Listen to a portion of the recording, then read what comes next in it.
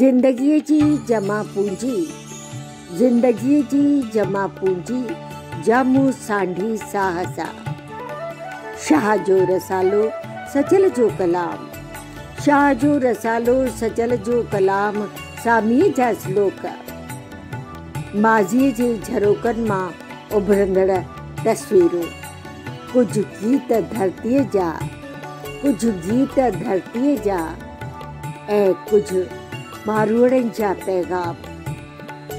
हिकु रेशमी रुमाल, ॿ जुतियूं, 3 कायनि वारियूं पोतियूं, 4 घगा, 5 गुरुअ जा गंज, सूसीअ जा वॻा, 6 रिलियूं, 7 हुरमचे वारियूं चादरियूं, 8 कुट जा कटोरा, 9 गाना, 10 अजरकूं, 11 छबियूं, 12 टुॿड़ियूं, 13 सॼियूं, 14 बाटियूं ऐं देगड़ा, 15 तख़लीक़ूं, 12 टिॿड़ियूं, 13 सॼियूं, 14 बाटियूं ऐं देगड़ा, 15 तख़लीक़ूं।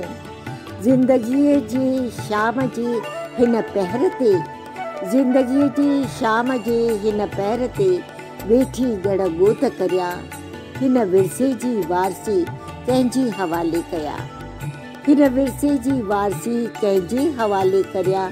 ज़िंदगीअ जी जमा पूंजी, जामू सांढी साहसा कंहिंखे ॾियां, हिन विरसे जी वारसी कंहिंजे हवाले करिया, कंहिंजे हवाले करिया।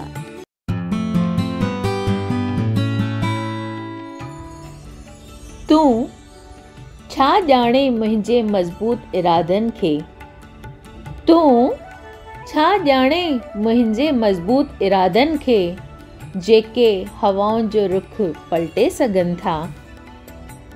हर ॿोलीअ जे साहित्य मां इहो अंदाज़ मिले थो त ॿोली केतिरी पुराणी ऐं शाहूकार आहे। जीअं साहित्य हर ॿोलीअ जो ज़ेवर आहे, त साहित्यकार उन ज़ेवर खे शानदार तौरु घड़े उन खे सांडे ताते रखनि था। पंहिंजनि मोतीअ मिसल अखरनि सां उन साहित्य खे इल्मी जामो पाए मालामाल कनि था। पोइ भले इहो साहित्य नसर जे रूप में हुजे या नज़्म जे रूप में, साहित्य माना ई सभिनी जे हित लाइ। साहित्य जो विकास वक़्त बे वक़्त थींदो रहियो आहे। इहे साहित्यकार ई सिंधियत जा सचाई सिपाही आहिनि, जिन पंहिंजी लिखणीअ सां अॼु नई पीढ़ीअ ताईं पंहिंजी ॻाल्हि पहुचाई आहे। अहिड़नि सुहिणनि साहित्यकारनि जो असां सभिनी मथां हमेशह इहो कर्ज़ु रहंदो। अहिड़नि साहित्यकारनि मां हिकु अहिड़ी सूरमी साहित्यकार आहे भेण आदरणीय वीना शिरंगी, जंहिं सिंधी साहित्य जे हर सुन्फ़ खे मालामाल कयो आहे। पोइ उहे कविताऊं हुजनि या मज़मून या वरी कहाणियूं, हर हंधि पंहिंजी छाप छॾी आहे। वीना शिरंगी जो जनमु सुहारी सिंध धरतीअ जे लाड़काणे शहर में हिकु ज़मींदार कुटुंब में महाराज गोपी कृष्ण शिरंगी जन जे घर 16 फरवरी 1948 ईस्वीअ में बहार जी मुंद जी शुरूआत में थियो। संदन परिवार में 5 भाउर ऐं 3 न्याणियूं हुयूं। विराङे जे बावजूद हिननि पंहिंजी पढ़ाई कुझु स्कूल मां ऐं कुझु घर वेठे कई ऐं BA जी ग्रेजुएशन सिंध यूनिवर्सिटीअ मां कई। संदन खे नंढी उमिरि में उर्दू मैगज़ीन अख़बारी जहान में लिखण जो मौक़ो मिलियो। अहिड़ी तरह मज़ाक में लिखणु शुरू कयो ऐं जल्द 1984 ईस्वीअ में संदन जो पहिरियों पुस्तक कीअं विसारियां वेरीचन शाये थियो। उन पुस्तक वीना जो साहित्य जे तरफ़ रुख मोड़ियो ऐं पोइ वरी पुठियां मुड़ी कोन ॾिठऊं। लिखणी पुख़्ती ऐं अखरनि जी चूंड शानदार हुअण जे करे सभिनी पढ़ंदड़नि ऐं अदीबनि खे पाण ॾांहुं आकर्षित कयो। कविता, गज़ल, गीत, मज़मून, कहाणियूं, तजुर्मा वग़ैरह वग़ैरह साहित्य जे हर सुन्फ़ ते कलम हलायो ऐं 30 किताब शाये कया। वीना जे किन किताबनि जो तर्जुमो बि थियो ऐं के पुस्तक वरी सिंध में ॿीहर छापिया विया। हिननि घणनि किताबनि जा मुहाग पिणु लिखिया। साहित्य में संदन जे योगदान खे हिंद तोड़े सिंध में बेहद सहिरायो वियो। घणा इनाम, इकराम ऐं ट्रॉफियूं पिणु मिलियूं। संदन जो इहो सफ़र अॼु बि जारी आहे। साहित्य ऐं कला सां वीना खे बेहद लगाव आहे। हिननि घणनि नेशनल ऐं इंटरनेशनल सेमिनारनि में पिणु शिरकत कई आहे। लंडन, अमेरिका, पाकिस्तान, दुबई वग़ैरह वग़ैरह मुल्कनि में हिननि हिंदुस्तान जी हिकु बहितरीन साहित्यकारा थी पाण मोखियो आहे। न सिर्फ़ एतिरो पर भारत जे अलॻि अलॻि कुंड कुर्श में हिननि केतिरनि सेमिनारनि ऐं कवि सम्मेलन में भाग वरितो आहे ऐं पाण पिणु NCPSL ऐं साहित्य अकेडमीअ पारां घणा यादगार प्रोग्राम कया आहिनि।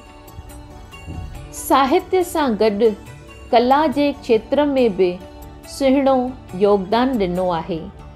1986 ईस्वीअ खां हिननि ऑल इंडिया रेडियो ते तक़रीबन 30 साल हिकु ब्रॉडकास्टर जे रूप में घणा यादगार कार्यक्रम कया आहिनि। घणनि सिंधी अॻवाननि, कलाकारनि, गायकनि जा हिननि इंटरव्यू वरिता आहिनि। पोइ भगवंती नावाणी हुजे या आबिदा परवीन, बेनज़ीर भुट्टो हुजे या पद्मश्री प्रोफेसर राम पंजवाणी या असांजा प्यारा दादा वासवानी। साहित्य जी सुहिणी परख हुअण सां खेनि घणियूं बहितरीन पदवियूं पिणु मिलियूं आहिनि। हिननि NCPSL जे एडवाइज़री बोर्ड ते 9-10 साल पंहिंजूं शेवाऊं ॾिनियूं आहिनि। दिल्ली सिंधी अकेडमी, सेंट्रल साहित्य अकेडमी, NCPSL ऐं प्रियदर्शनी अकेडमी वग़ैरह वग़ैरह घणनि ई संस्थाउनि पारां नवाज़ियो वियो आहे।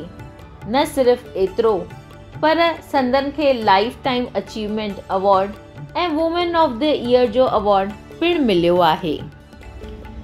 वीना जो कला ऐं साहित्य सां प्यारु अॼु बि बरक़रार आहे, जो अॼु बि वीना जे नओं न्यापो YouTube चैनल ते हिंद तोड़े सिंध जे साहित्यकारनि, अदीबनि, कलाकारनि, गायकनि, फ़नकारनि जी ॼाण हू हिकु डॉक्यूमेंट्री जे रूप में ॾियनि था, जा ॼाण नई तईअ ताईं पहुचाइण जो जज़्बो बरक़रार आहे, जेको क़ाबिले तारीफ़ आहे।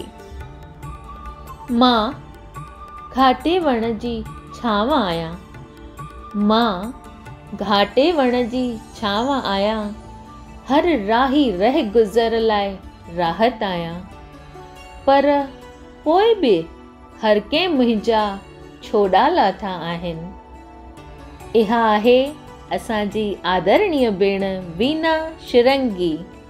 अचो तवंडे रहिया आहियूं यादगार मुलाक़ात भेण वीना शिरंगी जी।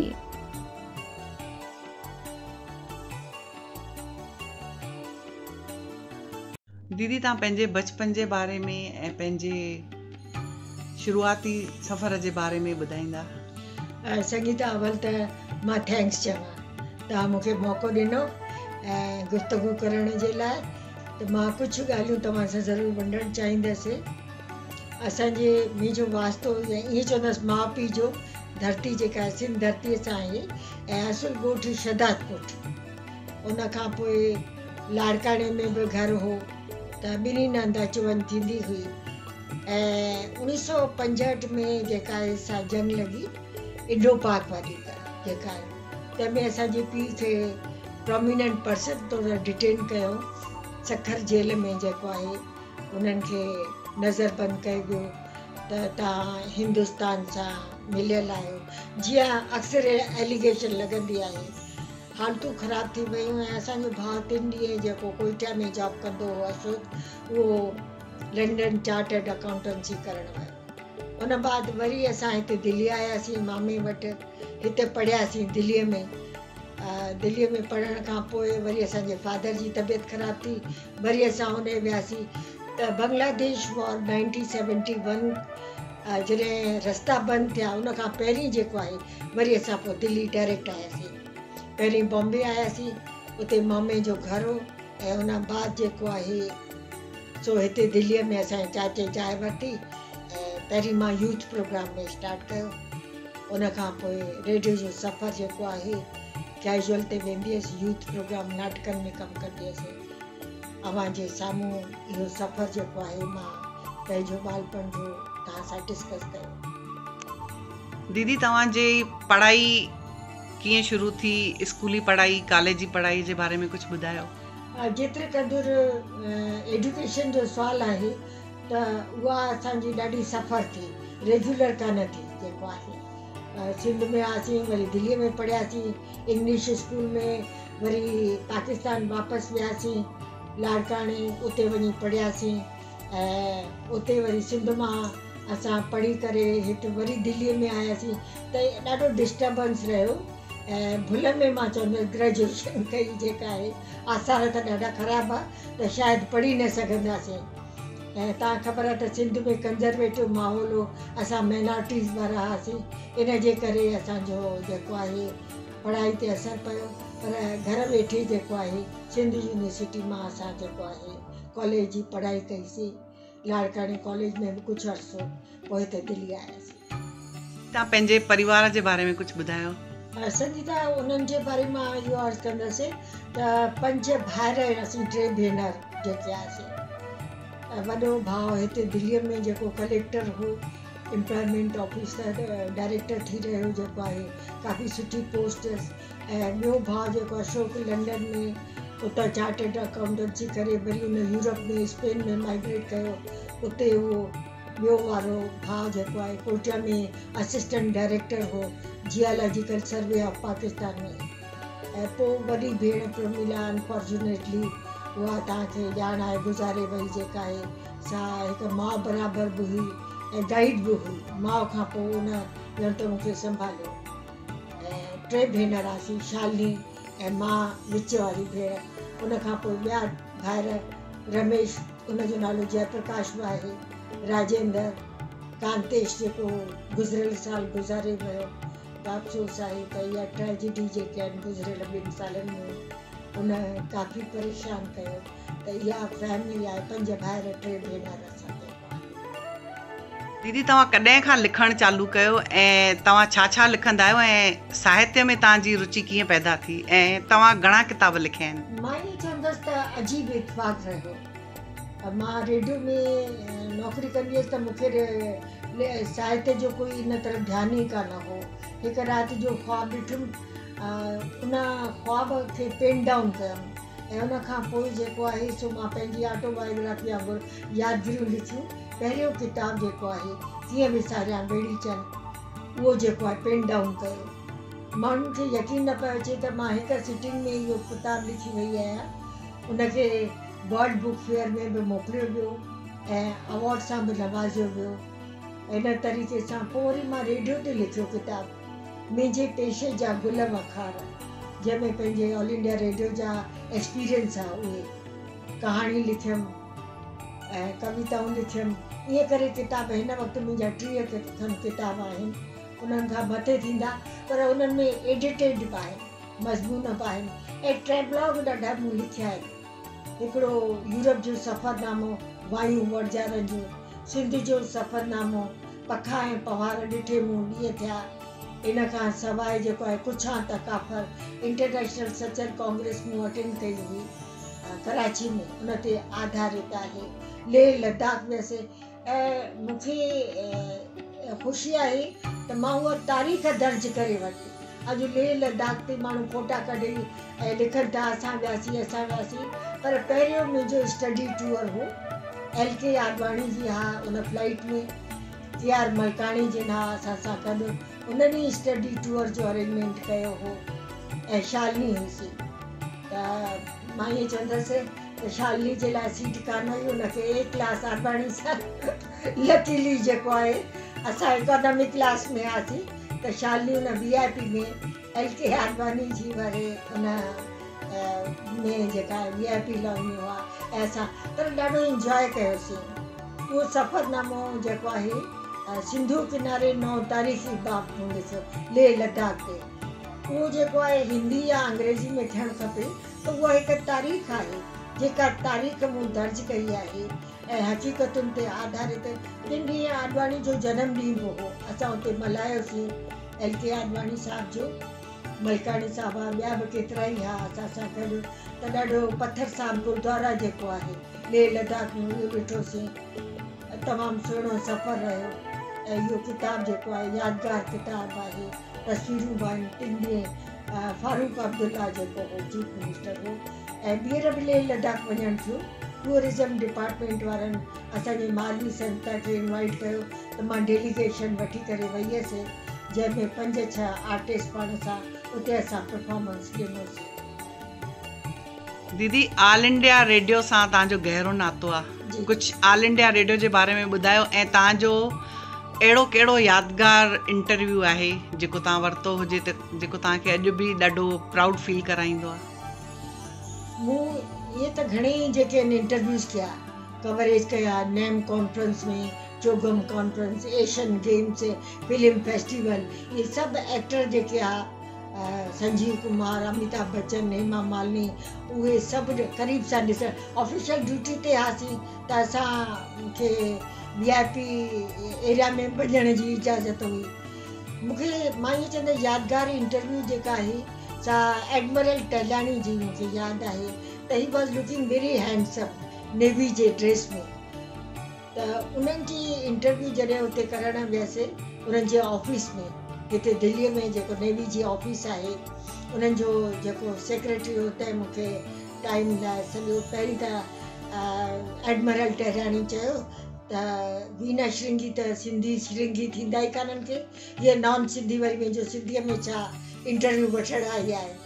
त मूंखे चयईं, मां चयो न मां सिंधी आहियां ऐं तव्हांजो सिंधीअ में चई चवां त रेडियो ते तव्हां ॾाढा सुठा प्रोग्राम कंदा आहियो। मुंहिंजो हरगिज़ न, जेको ईमानदारी सां तव्हांखे महसूसु थिए उहो ॿुधाईंदा। त उन्हनि जी यादगार त चई न I am proud of my birth place Sindh जी। मूंखे ठठ सोभराज ॻोठ में रहंदा हुआसीं ऐं हिते पोइ मां कराची कॉन्फ्रेंस में बि ऑफिशियल वियो हुअसि। त उन खां पोइ जेको आहे सो हिते असां आयासीं ऐं उन्हनि ॾाढी सुठी इंटरव्यू ॾिनी।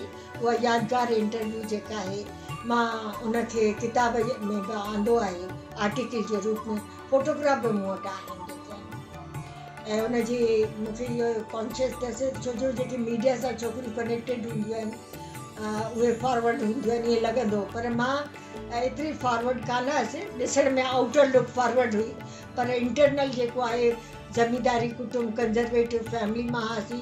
पढ़ण जी आज़ादी हुई पर छुड़वागी कान हुई। त हुनजी पीए मूंखे सिगरेट ऑफर कयो, मैम यू वॉन्ट? मूं चयो no thank you sir I don't want. त हुनखे इहो लॻो त भई मीडिया में आहे त इहे सिगरेट जेको आहे हुन मूंखे कर्सी तौरु ऑफर कयो। त मुंहिंजी न ॿी मूंखे हिकु इंटरव्यू जेका यादगार आहे, उर्दू सर्विस लाइ बि मूं प्रोग्राम कया। फारूक शेख जेको आहे एक्टर हो, उहो दिल्ली आयल हो पंहिंजे फिल्म जे प्रमोशन जे लाइ। त मां सरफराज़ हिकिड़ो हो नॉन सिंधी रिकॉर्डिंग वारो, उनखे चयमि सुबुह जो अची जाए। त होटल में मां हुन खां टाइम वरितो आहे, उते हुनजी फारूक शेख जी इंटरव्यू कंदसि। वेही इंतज़ारु करे करे थकिजी पियसि। उहो आयो ई कान जेको रिकॉर्डिंग करण वारो। मां टेप रिकॉर्डर खणी मां चयो हू चवंदो अलाए एक्टर सां गॾु फ़ोटो कढाइण लाइ क्रेज़ हो छोकिरी खे, त मां फ़ोटो कढाए कूड़ी इंटरव्यू या रेडियो सां शायदि कनेक्टेड आहे। मूंखे उहो कॉन्शियस पियो बाइट करे त मां पंहिंजी रेप्यूटेशन जेका आहे कमिटमेंट कई आहे त उहा इंटरव्यू ज़रूरु कयां। उते मां वियसि, मां नॉक कयो जेको आहे फारूक शेख जो कमरो पुछी होटल वग़ैरह लॉबी मां चयो मथे टिकियल आहे, मुंहिंजी अपॉइंटमेंट हुई, कमरे में वियसि त जीअं कमरे में दाख़िल थियसि हुन दर बंदि कयो। मूंखे हिकदमि लॻो, छो जो कई इंसिडेंट थींदा आहिनि, पर उन वक़्तु जेको ख़ौफ़ हो त बिना तूं जहिड़े तरीक़े सां हिते दाख़िल थी आई, को बि हादसो थी सघे थो अकेले में। ऐं उनजो माण्हू अक्सर लेडीज़ ॿुधाईंदियूं कान्हनि खे, पाण त ई ॻाल्हि रखंदी आहे, पर हू तमामु सुठो जेको एक्टर हो ऐं ॾाढी इज़त सां हुन इंटरव्यू जेको ॾिनी। मां नर्वस हुअसि, पर आहिस्ते आहिस्ते कॉन्फिडेंस आयो, उन खां पोइ सरफराज़ आयो त मां ॿियो कुझु न, मां हुनखे चयो आपने मुझे धोखा दिया। दीदी तव्हां घणा ई सेमिनार कया आहिनि, त तव्हां अंदाज़ो घणा इंटरनेशनल सेमिनार कया आहिनि ऐं घणा नेशनल सेमिनार कया आहिनि? मां 6 खनि जेको आहे 6 खनि न, पर 6 एग्ज़ैक्टली नंबर इंटरनेशनल सेमिनार कयमि, जंहिंमें लंडन मां, कराचीअ मां, दुबई मां, हांगकांग मां, अहिड़े तरीक़े सां अलॻि अलॻि कंट्रीज़ मां जेके आहिनि अची डेलीगेट शिरकत कई। ऐं ऑफिशियल वे में मिनिस्ट्री ऑफ एक्सटर्नल अफेयर्स खां परमिशन वरितमि, उहे लेटर्स मूं वटि आहिनि। पोइ हू नेशनल सेमिनार त मूंखे लॻे थो 30-40 खां मथे ई कया हूंदा, मां रिकॉर्ड रखियो कान्हे, को ॿिया लोकल लेवल ते घणा प्रोग्राम कया। दीदी तव्हां इंटरनेशनल कॉन्फ्रेंसिस जे बारे में कुझु ॿुधायो? मां इहो चवंदसि त इन मामले में मां ख़ुशकिस्मत आहियां। कराची में इंटरनेशनल कांग्रेस थी सचल ते सिंध ग्रेजुएट एसोसिएशन वारनि वीज़ा मुंहिंजी कराई, केतिरनि खे न मिली, ऐं मां उते वियसि, पेपर पढ़ियमि ऐं सॼे सिंध जो दौरो बि कयोसीं, मुशाइरे में बि शिरकत कईसीं, जंहिंमें सॼी दुनिया जा बलोची ऐं ईरानी, अंग्रेज़, लंडन जा, अलॻि अलॻि कंट्रीज़ जा जेके डेलीगेट्स आहे। इन खां अलावा USA में वॉशिंगटन DC में सिंध सना कॉन्फ्रेंस हुई, उन्हनि मूंखे इनवाइट कयो, उते मां पेपर पढ़ियो ऐं वॉशिंगटन DC में उन्हनि 6 ॾींहं ताईं मुंहिंजे रहण जो बंदोबस्तु कयो हुजे। उन कॉन्फ्रेंस बि यादगार रही। तंहिंखां पोइ सिंधी सम्मेलन ही जेके थियनि पिया, ऑर्लैंडो में मूंखे ऑफिशियल इन्विटेशन आई त मां शिरकत कयां ऐं उते फैशन शो पेश कयां। मूं फैशन शो ऑर्लैंडो में पेश कयो, जेको यादगार आहे, जंहिंजूं फोटोग्राफ आहिनि। इन जे लाइ मां डॉक्टर दूधाणी जी थोरा मञींदसि, जेके USA जा हुआ, उन्हनि मूंखे परस्यू कयो 2-3 सालनि ताईं त तूं उते प्रोग्राम पेश कर ऑर्लैंडो में। जकार्ता में बि वियसि ऐं हांगकांग, सॼी दुनिया जे अलॻि अलॻि मुल्कनि में वई आहियां ऐं कुझु पर्सनल टूर कयमि, जीअं ब्रदर आहिनि यूरोप में, पेरिस में, जनीवा में, स्विट्ज़रलैंड में, इहे सभु कंट्रीज़, ईस्टर्न यूरोप सॼो ॾिठो अथमि। लंडन में 4 कॉन्फ्रेंसिस भेरा वियसि, 2 कॉन्फ्रेंसिस अटेंड कया। दीदी जीअं त तव्हां घणे अरसे खां साहित्य सां जुड़ियल आहियो, 1984-85 खां तव्हां लिखंदा आहियो, त उन वक़्त खां अॼु जे हिन माहौल में तव्हांखे साहित्य में कुझु चेंजिस लॻनि थियूं? चङी त मां हिकिड़ो अर्ज़ु कंदसि, जॾहिं मां शुरूआति कई त वर्कशॉप यूथ जा जीअं थींदा आहिनि न, पहिरियों अजमेर में, जंहिंमें प्रोफेसर हीरो शेरकाणी गाइड हुआ, ऐं इन खां अलावा जेके आहिनि गोवर्धन भारती बि हो, त एज़ ए यूथ कहाणी जे वर्कशॉप में कयमि। उन वक़्तु तंहिंखां पोइ मुंहिंजो सफ़र जेको आहे साहित्यिक शुरू थियो। अॼु जे अदब में ऐं उन दौर में जेको लिखियो वेंदो हो, ऐं जहिड़े तरीक़े सां संजीदगी सां जेके आहिनि, सीनियर नारायण श्याम हो, डॉक्टर हरूमल सदारंगाणी, असां ॾाढो अदब कंदा हुआसीं, असांजा जेके सीनियर हुआ, ऐं एतिरी पॉलिटिक्स बि न हुई। गोविंद माली बि हा, दादा जिन, प्रोफेसर पोपटी हीरानंदाणी, कई भेरा मूंखे इनकरेज कयो, ख़त बि लिखियो। अॼु जो माहौल जेको आहे ऐं उहो मयार बि मूंखे नज़र नथो अचे। थी सघे थो त मुंहिंजी जेका आहे सा वैल्यूएशन ठीकु न बि हुजे, सुठो लिखंदा हुजनि, पर एतिरो जल्दी नई कविता जेका इहे लिखनि था, हुतां जोड़े पीसिस, उहा दिलि खे नथी छुए। त इहे कुझु मुंहिंजा तासरात आहिनि। ऐं सियासत चवंदा आहिनि, सियासत न हुजे अदब में न हूंदी आहे, पर मां ॾिठो आहे सियासतदाननि खां वधीक अदब में सियासत घिरी आई आहे। जेसि ताईं उहा ख़तमु न थींदी, तेसि ताईं अदब जो मयार बि न वधंदो, बीठल पाणी जीअं थींदो, वहकिरो उहो न थींदो। त इहे मुंहिंजा तासरात आहिनि। दीदी वेंदे वेंदे हिकिड़ो आख़िरी सुवाल तव्हां खां पुछंदासीं। तव्हां हेतिरो साहित्य में पंहिंजो योगदान ॾिनो आहे, सिंधी साहित्य खे तव्हां तमामु सुठी हिकु दिशा ॾिनी आहे, त तव्हां कहिड़नि कहिड़नि अवार्डनि सां नवाज़िया विया, इहो असां तव्हांजे मुंहं मां ई ॿुधणु चाहींदासीं। मां चवंदसि सभ खां वॾो अवॉर्ड जेको आहे न, मूंखे आम माण्हुनि जेको पसंदि कयो साहित्य खे, उहो अवॉर्ड सभ खां वॾो आहे। पर जेतिरे क़दुरु ऑफिशियल अवॉर्ड जी ॻाल्हि आहे त मूंखे डॉक्टर हरुमल सदारंगाणी, उन्हनि जे यादि में जेको आहे professor Ram Panjwani cultural trust, इहे 2 गोल्ड मेडल उन्हनि तरफ़ां अता कया विया। ऐं पहिरियों अवॉर्ड पहिरीं किताब ते मिलियो। सभ खां वधीक ख़ुशी तॾहिं थी त ऑल ऑफ सडन जेको आहे, मां कीअं विसारियां वेड़ी छॾियो तव्हांखे ज़िक्र कयो, जंहिं ते एपिसोड बि कयां थी, त पहिरियों अवॉर्ड उहो यादगार मूंखे मिलियो। मूंखे ख़ुदि ख़बर कान हुई त अवॉर्ड मिलंदा आहिनि। कंहिं चयो तव्हांजे किताब खे अवॉर्ड ॾिनो वियो आहे, त ख़ुशी थी। ऐं उन खां पोइ दिल्ली सिंधी अकेडमी जा 2 अवॉर्ड किताबनि ते मिलिया आहिनि, सारंग सार लहज, मारूड़ा ऐं माग ते।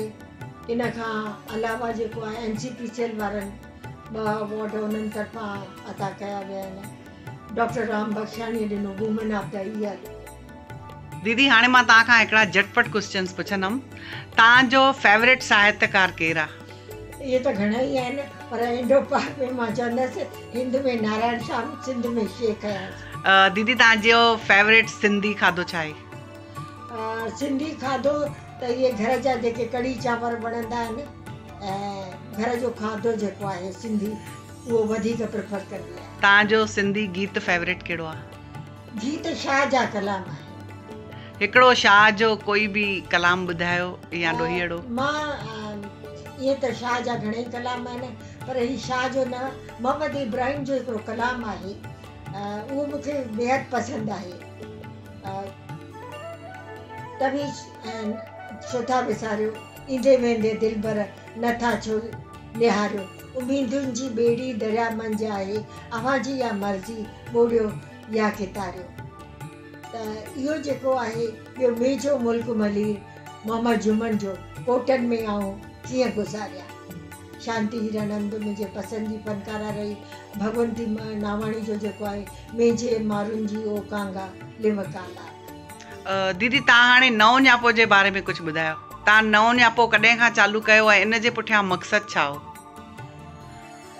दरअसल जेको नओं न्यापो शुरू करण जो इरादो, मां इहो चवंदसि त अंदरि वारो जेको तख़लीक़कार आहे, रेडियो वारो फनकार, रेडियो जे नौकिरी जे रिटायरमेंट खां पोइ मूंखे ॼण त को प्लेटफॉर्म खपंदो हो पंहिंजे अंदरि वारे फनकार खे इज़ारण जे लाइ। त मां बेस्ट तरीक़ो ओतो थी वियो। इहो बि हिकु ॾींहं में डिसीशन थियो।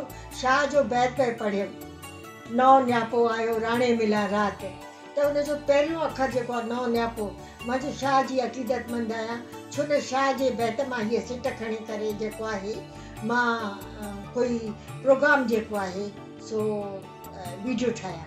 बसि इहे शुरूआती साल 2 साल बि न थिया हूंदा, 1.5 साल ॿ थिया आहिनि, त उन सां हिंद सिंध जे फनकारनि खे ऐं मुख़्तलिफ़ मौज़ुअनि ते प्रोग्राम कयां पई। Thank you very much, Veena ji. Thank you very much. Thank you.